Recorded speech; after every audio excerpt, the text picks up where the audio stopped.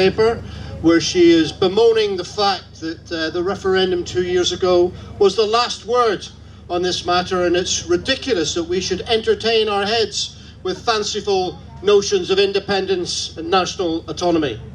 Well, this rally today gives one clear message to Ruth Davidson: this isn't finished.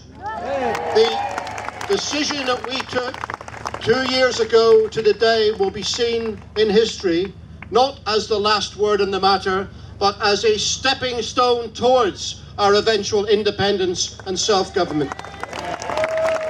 And our movement today and the level of support we enjoy today is in better heart now than it was then. Before we even suggest that we launch another campaign for a referendum, before we do that, we already have public opinion polls saying consistently that the level of support for independence today is higher than it was on this day 2 years ago.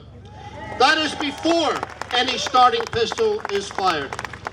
So I say to Ruth Davidson, Ruth, dream on. We are on the path to self-government, and you will not stop us. The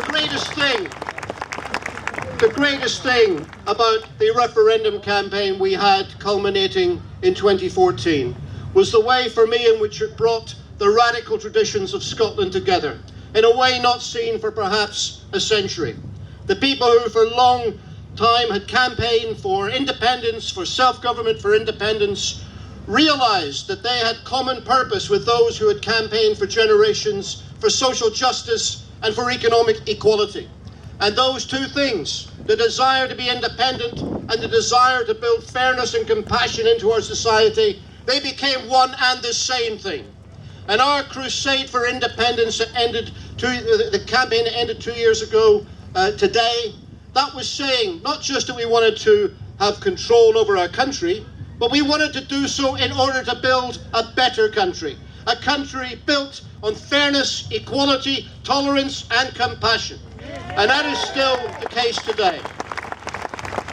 And as a result of the campaigns that we have already been involved in, we now have a remarkable situation in Scottish politics.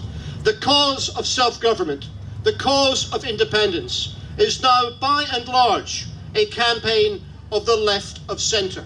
And we have seen a unifying of people around that campaign.